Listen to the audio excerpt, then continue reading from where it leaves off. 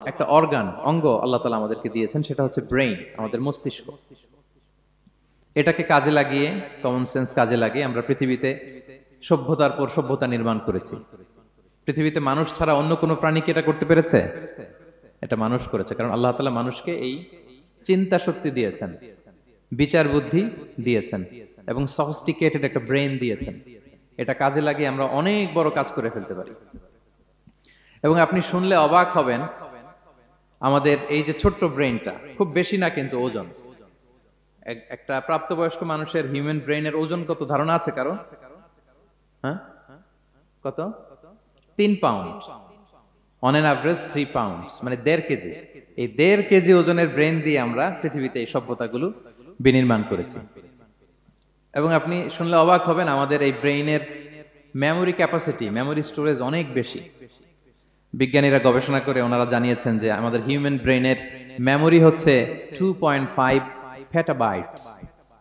আপনারা মেগাবাইটের নাম শুনেছেন, গিগাবাইটের নাম শুনেছেন, পেটাবাইট হয়তো অনেকে শুনেন নাই। পেটাবাইট আরো অনেক বেশি, অনেক বড়। তো 1 পেটাবাইটে হয় 1 মিলিয়ন গিগাবাইট। আই রিপিট, 1 পেটাবাইটে হয় 10 লক্ষ গিগাবাইট। তার মানে আমার আর আপনার যে হিউম্যান ব্রেইন, এই ব্রেইনের ক্যাপাসিটি হচ্ছে 25 লক্ষ গিগাবাইট। সুবহানাল্লাহ, এত আসতে 25 লাখ গিগাবাইট আমাদের ব্রেইনের মেমোরি বা স্টোরেজ। আচ্ছা বলেন, আপনাদের এই যে আইফোন মোবাইল, এটাতে মেমোরি কত? 256 জিবি ম্যাক্সিমাম, ম্যাক্স 256 জিবি। আচ্ছা গেল। এরপর আমাদের ল্যাপটপ গুলোতে মেমোরি স্টোরেজ কত ম্যাক্সিমাম? সাধারণত 500 জিবি, যারা খুব বেশি নেয় হয়তো 1000 জিবি, 1 টেরাবাইট, তাই না? এই তো।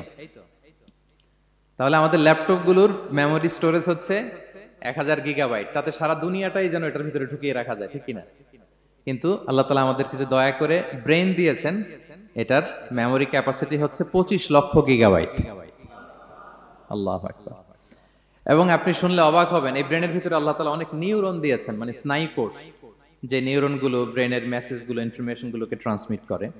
আমাদের ব্রেইনে এই স্নায়ু কোষের সংখ্যা বা নিউরনের সংখ্যা মোর দেন 100 বিলিয়নস, মানে 10,000 কোটিরও বেশি। তো আমরা যত বেশি চিন্তা করি, যত বেশি ব্রেইন খাটাই, আমাদের এই স্নায়ু কোষগুলোর মধ্যে সংযোগায়ন বাড়ে, মানে নিউরন কানেক্টিভিটি বাড়ে।